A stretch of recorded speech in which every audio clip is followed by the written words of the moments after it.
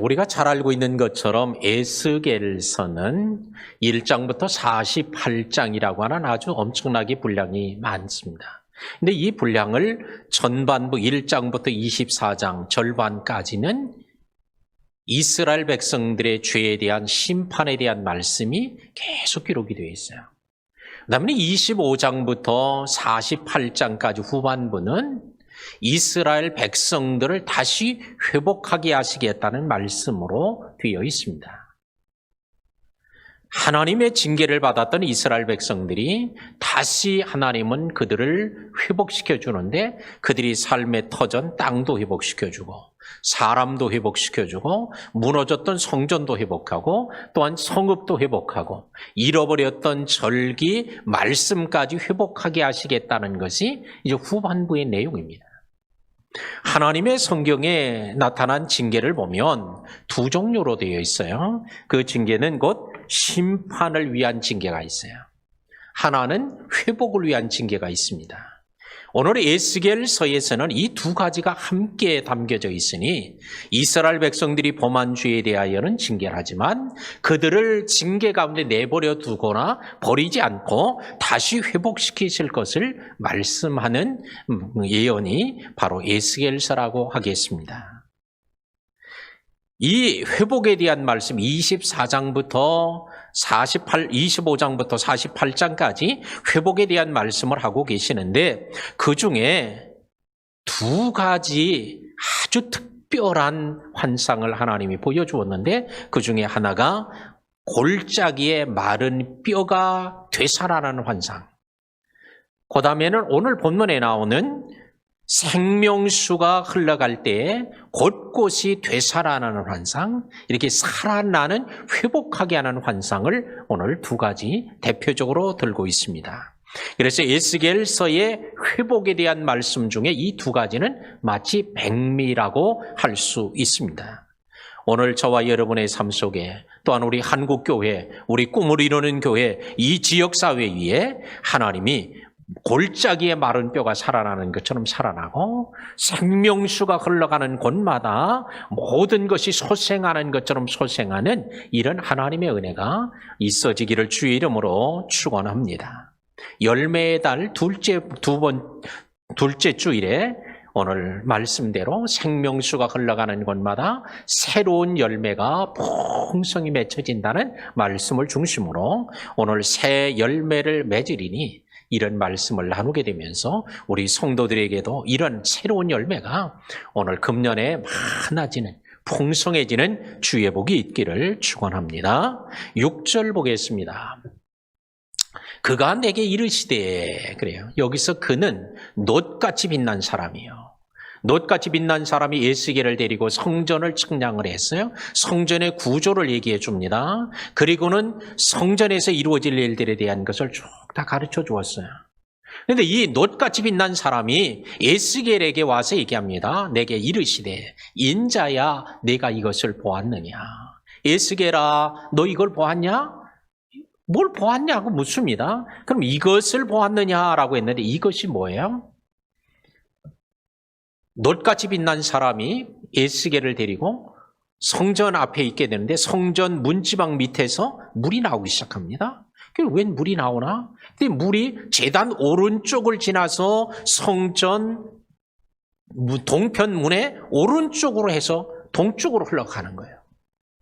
물이 흘러가는데 1천척을 놋같이 빛난 사람이 측량을 하고 에스겔에게 들어가 봐라. 그런 거예요. 그래서 물이 계속 흘러가니까, 그래서 물이 흐르는 물에 들어가 보니까 발목에 찬 거예요. 또 1천척을 측량하고 또 들어가 봐라. 그래서 들어갔더니 이젠 무릎에 찼고, 또 1천척을 측량하고 들어가 보라. 들어가 봤더니 이젠 허리에 차고, 이제 1천척을 또 측량하고 너 들어가 봐라. 그래 들어갔더니 너무 깊어서, 너무 물이 많아서 이젠 발이 땅에 닿지를 않아요. 그래서 헤엄을 치지 않으면 안 될 정도가 되었어요. 자, 이런 걸 너 보았냐? 이게 묻는 거예요. 그렇지, 다 보았죠, 에스겔은. 보지 못했을까 봐 묻는 게 아니라 이것은 내가 확실하게 보지 않았냐라고 하는 것을 오늘 얘기해 주고 있습니다. 그러면서 너 이거 보았냐 하시고는 말하기를 나를 인도하여 강가로 돌아가게 하시고로. 그리고 보았냐고 물으시고는 에스겔을 인도에 이끌어서 강가로 다시 나가게 하는 거예요. 돌아가게 하시기로 내가 돌아가니 강 좌우편에 나무가 심이 많더라. 우리 한번 따라해 보겠습니다. 강가로 돌아가게 하시기로 내가 돌아가니. 강가로 다시 나오라는 거예요. 들어가라고 그러시면, 아니, 그러면 들어가라고 말하지나 말지? 들어가라고 해놓고 또 나오라고 그러는 거예요. 그래서 강가로 나오라고 하는 대로 에스겔이 돌아서 다시 나왔다는 거예요. 그랬더니 들어갈 때는 보이지 않았던 강가의 좌우에 나무들이 무성한 나무숲이, 울창한 숲이 있는 걸 보게 되어졌습니다. 오늘 돌아가게 하시기로 있던 데서 갔는데 또 다시 그곳으로 돌아오게 하는 거예요. 오늘 하나님은 때때로 우리들에게 돌아가게 하실 때가 있는데 하나님이 돌아가게 하시면 그 길도 복이 될 줄로 믿습니다. 하나님이 쓸데없어서 가다가 돌아가라고 하는 게 아니에요. 그 길이 더 복이 되기 때문이에요. 출애굽기 14장에 보면 하나님은 모세에게 말합니다. 너는 이스라엘 백성들에 명령하여 그들이 가던 길에서 돌이켜 홍해 바닷가에 진을 치게 하라. 가던 길에서 돌이켜 되돌아오라는 거예요. 아니, 그러면 가지 말고 여기 있으라고 하든지 왜 갔다가 되돌아오라고 그래요? 하나님 뭐 이랬다 저랬다 그러나? 하나님은 너 잘 몰라서 가라고 했는데 이거 아니네 이 길이? 그러니까 다시 돌아오라고 한 건가? 그렇지 않습니다. 가다가 돌이켜 오는데 이거는 몇 사람이 가다가 돌이키는 건 이건 쉬워요. 근데 200만, 거의 300만, 몇백만의 사람들이 가다가 야 다시 되돌아와라. 이건 쉬운 일이 아니에요. 가다가 돌아오는 거예요. 이럴 때 하나님은 뭐라고 그래요? 이렇게 되면 바로와 그의 군대가 생각하기를 이스라엘 백성들이 가다가 길을 잘못 들어서 가다가 방황해가지고 어디로 가야 될지 몰라서 지금 헤매고 있다. 이렇게 착각할 거다. 그리고는 군사를 동원해서 추격하게 될 것이니 내가 그때 너희 앞에 홍해를 열 것이고 홍해를 마른 땅처럼 건너가게 하고 그들은 홍해에 다 빠져 죽게 되는 걸 너희가 볼 것이다. 그러니 너희는 가만히 있어서 하나님이 행하시는 것을 보라. 그랬다고. 그러자 모세가 이 말씀을 듣고 가던 사람들을 다시 되돌아오게 하는 거예요. 그럴 때 이스라엘 백성들은 별의별 얘기가 다 있었을지 몰라요. 아니 가라고 하면 그냥 가라고 하든지 지금 갈 길도 먼데 다시 되돌아오라고 하냐고 별 얘기 다 했을지 몰라요. 그런데 다시 되돌아오게 했어요.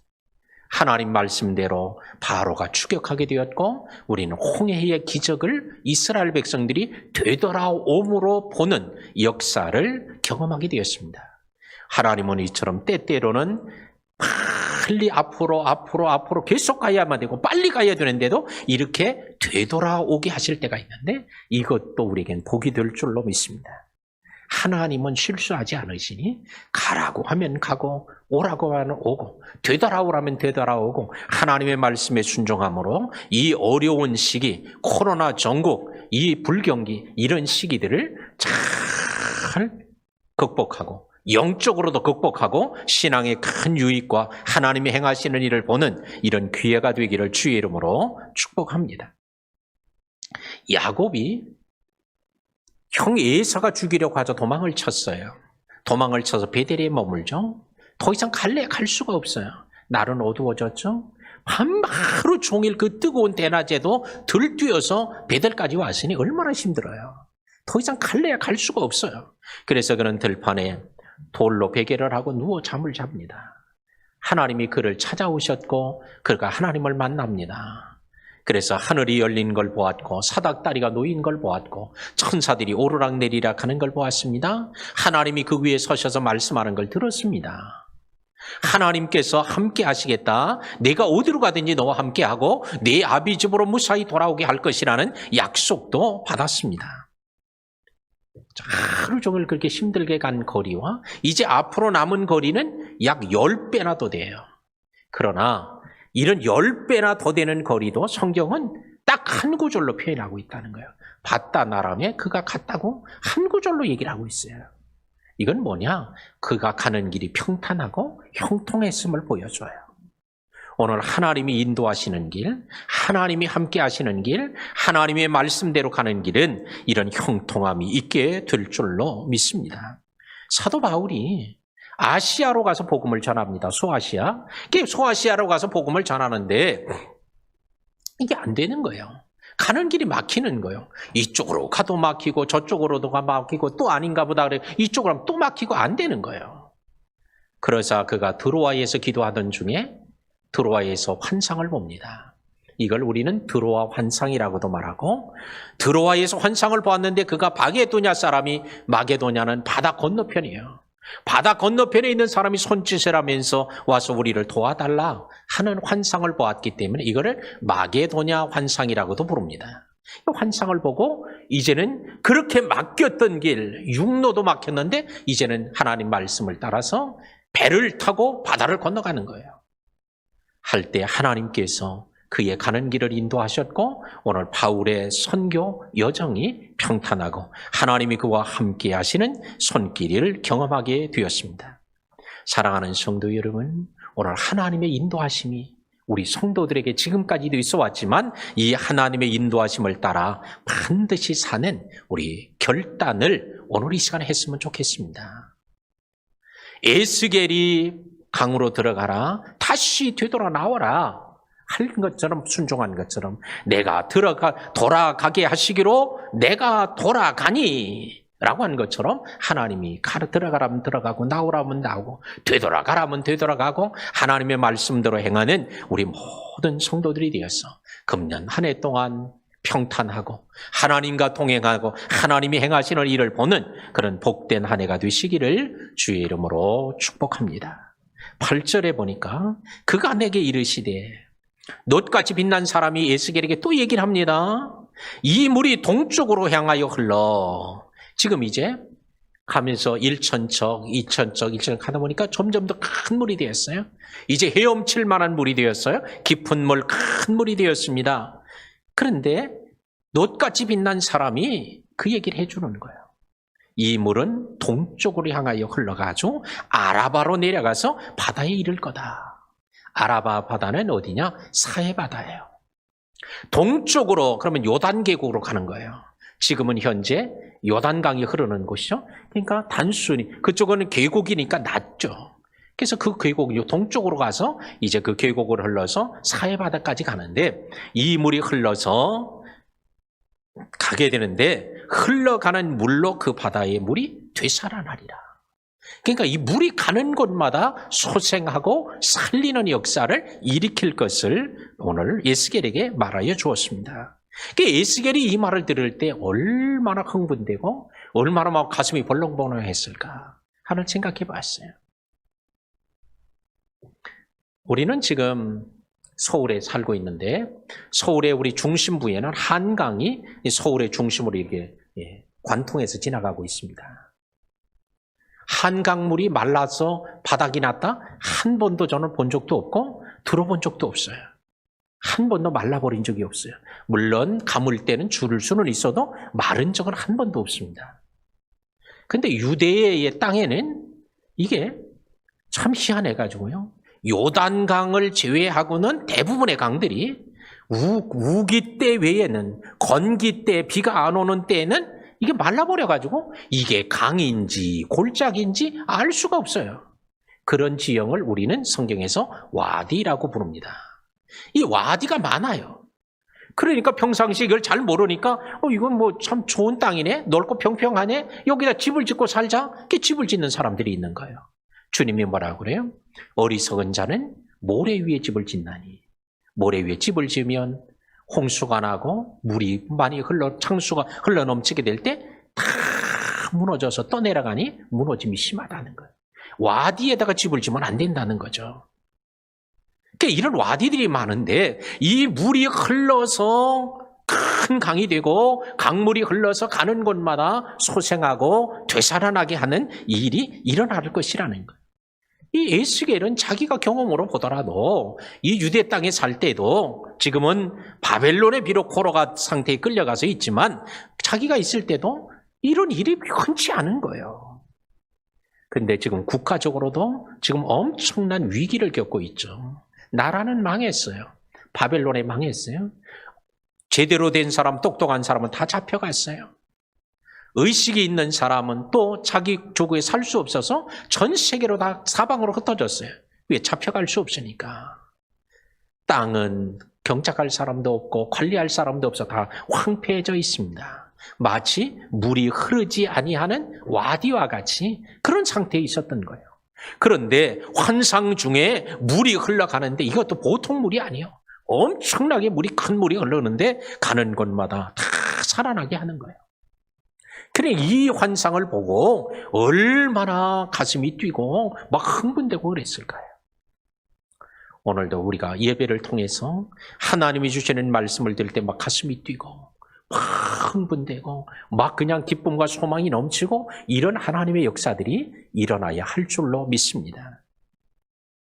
이 환상을 보고 났을 때 나니까 그냥 또 현실이에요.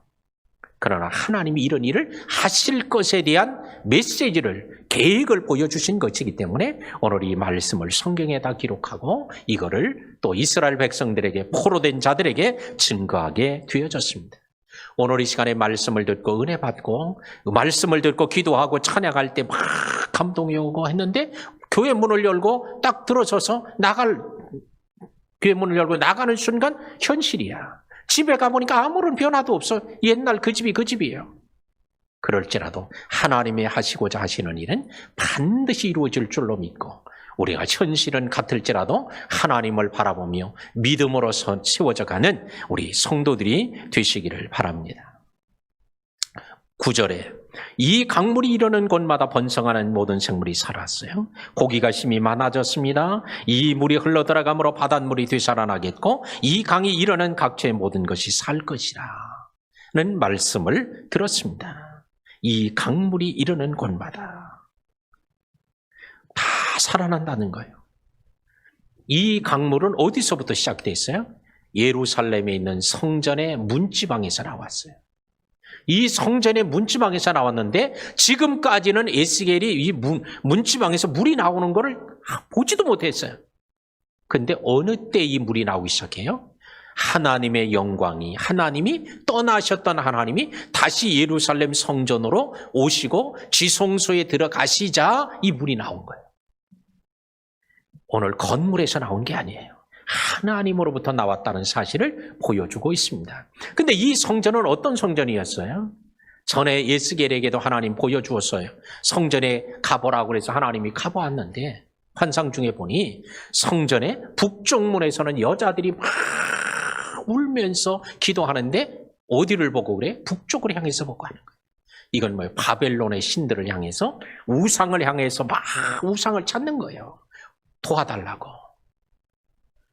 성전 안에 골방에 방에 들어가 보니까 방에도 사람들이 많았으니 방에 있는 사람들은 뭐 하고 있었냐 보니까 성전의 그 방에 벽에다가 벽화를 그려놓고 벽화를 보면서 기도하고 있는 거예요. 벽화에는 뭐가 있어요? 각종 우상들이 다 있는 거예요. 애굽의 신들도 다 그려놨어요. 각종 나라 신들을 다 그려놓고 그걸 보고 그것에서 우상을 숭배하고 있고, 성전의 동쪽 문에 가보니까 동쪽은 또 제사장들이 동쪽 하늘을 바라보면서 기도를 하고 있는데 이건 뭐예요?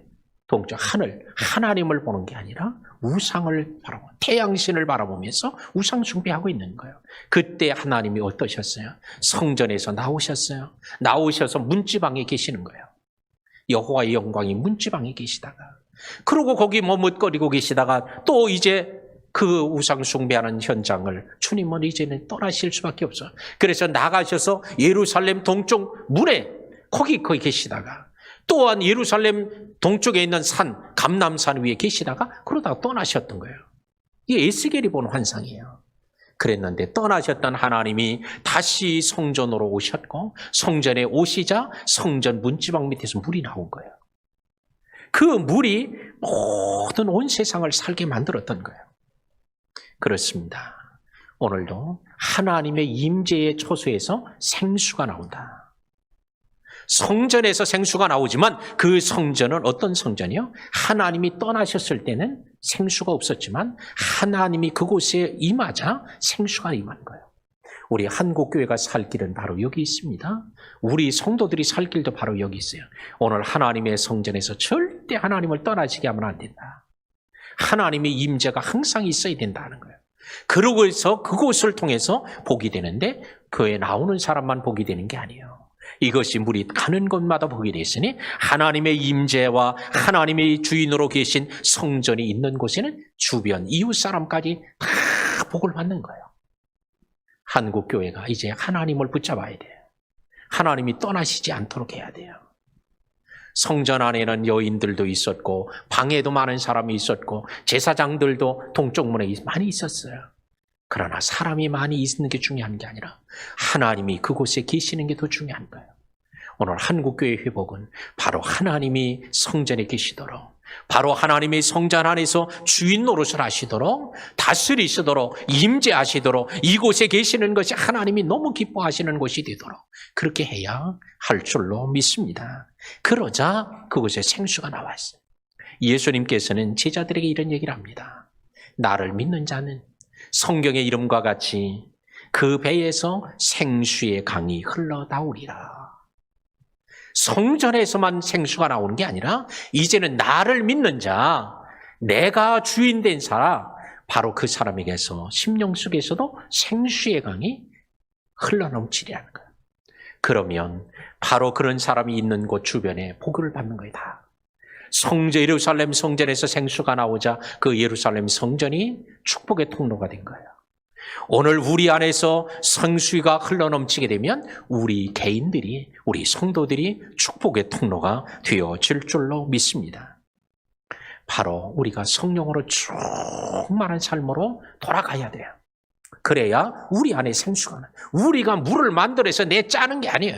성령이 우리 가운데 역사하심으로 생수의 강이 흘러넘치게 될 줄로 믿습니다. 자, 이러면 어떤 변화들이 나타나는가 보니까 10절에 이 강가에 어부가 설 것이니, 강가에 어부들이 오는 거예요. 강에 물이 하나도 없어 와디가 되어서 완전히 메말라 버려질 때는 어부들이 살 수가 없어요, 거기. 그러니까 어부가 어떻게 다 떠나는 거예요. 그런데 물이 흐르게 되고, 물이 흐르며 거기에 많은 고깃대가 생겨나자 떠났던 어부들이 다시 돌아오는 거예요. 어부가 돌아왔다는 것은 뭐죠? 그때 이제 그 지역에 마을이 생겨나는 거예요. 떠났던 사람들이 다 돌아와요. 왜? 거기면 그물을 치는 곳이 어디? 엔게디부터 엔에 글라임까지 그물 치는 곳이 될 것이라. 그러니까 그물을 어디든지 치기만 하면 고기를 많이 잡으니까, 그러니까 많은 사람들이 모여들게 될 것이란 이런 변화가 일어나는 거예요. 오늘 하나님이 떠나시면 생수도 말라버리고, 생수가 말라버리면 오늘 사람들도 다 떠나고. 왜? 살 수가 없으니까. 오늘 우리 한국교회에 이런 다시 회복되는 역사, 하나님의 임재가, 다시 생수가 흐르는 역사가, 그러면 어부들도 돌아오고 마을도 생겨나고 많은 사람들이 다시 소생하고 살 곳이 되어짐으로 돌아오는 일들이 일어나게 될 줄로 믿습니다. 생명수는 삶의 형태를 바꾸었어요. 황폐했던 곳, 아무것도 없던 곳에 울창한 숲이 생겨나게 만들었어요. 많은 고깃대들이 그곳에 머물게 했어요. 떠났던 많은 사람들이 돌아오게 했어요. 사라졌던 마을이 다시 생겨났어요. 삶이 완전히 달라졌어요. 코로나가 오늘 우리 한국교회와 사회를 완전히 새롭게 바꿔버렸는데, 오늘 그럴지라도 하나님의 생수가 역사가 나타나면 이 모든 환경들이 또 새롭게 바뀌어지게 될 줄로 믿습니다. 그런데 11절을 우리 주목해 봅시다. 11절 말씀을 보면 진벌과 갯벌은 되살아나지 못하고, 다 되살아나고 살아나고 다 산다고 했는데 진벌과 갯벌은 되살아나지 못한다는 거예요. 소금 땅이 될 것이라는 거예요. 진벌과 갯벌은 사해 바다 주변에 있는 낮은 저지대의 늪, 웅덩이란 뜻이에요. 진벌, 삐차라는 말인데 이 바로 늪이라는 뜻이고, 또 이 갯벌은 개배라는 말인데 이것은 웅덩이라는 거예요. 그래서 사해 바다에 물이 흘러넘쳐서 오늘 그곳에 바닷물이 이렇게 들어왔다 빠지고 해서 갯벌이 생기잖아요. 그런 것처럼 물이 들어갔는데 늪에, 또한 웅덩이에 물이 있었어요. 낮에 뜨거운 태양빛을 받으니까 물이 다 증발돼 버려요. 그러니까 뭐만 남아? 소금만 남는 거예요. 소금 땅이 돼버린 거예요. 진벌과 갯벌과 같이 이렇게 살지 못하는 곳도 있게 될 것이라는 거예요. 다 산다고 했으면 얼마나 좋았을까? 근데 이런 다 사는 이런 놀라운 축복의 현장에도 못 사는 사람, 이런 사람이 생겨난다는 거예요. 갯벌과 진벌과 같은 이런 사람들도 있을 것이라는 거예요. 예수님이 하늘 보좌를 버리고 이 땅에 오셔서 친히 죽은 자도 살리고 병든 자를 고치며 하늘의 복음을 전하셨지만, 그러나 그런데도 바리새인과 사두개인과 같은 갯벌과 진벌처럼 살아나지 못하는 사람들이 있었던 것처럼, 오늘 하나님의 은혜가 풍성히 임해서 많은 곳이 소생하고 자라나고 울창한 숲이 되고 열매를 맺는 이런 때가 되어져도 그렇지 못한 불행한 사람들이 있다는 거예요. 우리는 오늘 교회를 다니면서도 이런 갯벌과 진벌과 같은 불행한 사람 되지 않는 이런 복 있는 성도들이 되어야 할 줄로 믿습니다. 12절, 강 좌우가에는 각종 먹을 가실나무가 자랐고 과실나무가 자라납니다. 그 잎이 시들지 않습니다. 열매가 끊이지 않고 달마다 새 열매를 맺습니다. 왜 그래요? 그 물이 성소를 통하여 나옵니다. 자, 좋은 나무라고 해서 좋은 열매 맺는 게 아니에요. 좋은 나무라고 해서 잎이 시들지 않는 게 아니에요. 가물면 좋은 나무도 열매를 못 맺고, 가물면 좋은 나무도 다 시들어버려요. 그러나 성에 물이 나오니까 그 물 때문에 마치 시냇가에 심은 나무, 강가에 심겨진 나무와 같이, 그래서 열매를 맺고 과실을 맺고 잎이 시들지 않고 철마다 또한 달마다 새로운 열매를 맺게 되는 줄로 믿습니다. 이제 말씀을 맺겠습니다. 이 생수는 어디서 나왔어요? 하나님의 전에서 나왔다. 그 하나님의 전은 전에도 있었지만, 전에 있었을 때 하나님이 떠나셨을 때는 안 나왔지만 하나님이 계신 곳이었다는 거예요. 그러므로 우리의 심령에도 하나님이 계시고 주님이 계셔야 되고, 하나님의 성전, 눈에 보이는 우리 이 성전에도 하나님이 절대 떠나시면 안 돼요. 그래야 우리도 살고 남도 살리고 지역도 사는 역사가 이루어질 줄로 믿습니다. 오늘 우리의 심령에도 생수가 나오면 자기도 살고 남도 살리는 거예요. 골짜기에 마른 뼈가 살아나는 것은 하나님의 말씀 때문이었어요. 완전히 메말라버리고 황폐했던 이스라엘 땅이 되살아나는 것은 하나님의 보내신 생명수 때문이었어요. 하나님으로 말미암지 않고는 안 된다는 것을 보여주고 있습니다. 오늘도 우리는 참 황폐한 땅과 같이 뒤어진 삶이라고 할지라도 오늘 하나님만 역사하시면, 하나님이 은혜 주시면, 하나님이 말씀하시면, 하나님이 생수를 공급하시면 오늘 이곳에 많은 열매가 풍성하게 달마다 맺혀지는 역사가 일어나질 줄로 믿습니다. 오늘도 이와 같이 열매를 많이 맺는 한 해, 열매를 많이 맺음으로 하나님께 더 많이 영광 돌리는 축복의 통로로 쓰임받는 우리 성도들이 다 되시기를 주의 이름으로 축원합니다. 하나님 감사합니다. 에스겔은 나라도 잃어버렸습니다. 성전도 파괴되어서 잃어버렸고, 많은 사람들도 포로로 잡혀가거나 전 세계로 뿔뿔이 다 흩어진 이런 황폐한 시대에, 황폐한 땅에 있었습니다. 그러나 하나님이 보여주신 환상을 통하여 그런 소망을 가졌고, 이런 일들이 말씀을 대로, 주님이 말씀하신 대로 이루어졌사오니 오늘도 우리 사랑하는 성도들이 이 귀한 말씀 붙잡고 우리의 살 길은 오직 하나님밖에 없음을 분명히 믿고, 오늘 하나님의 성전에서 나오는 생수의 은혜를 누리게 하시고, 또한 성령이 저들을 심령 속에 역사하사 심령의 생수가 흘러넘치는 놀라운 주의 복이 있도록 역사하여 주옵소서. 예수님의 이름으로 기도하옵나이다. 아멘.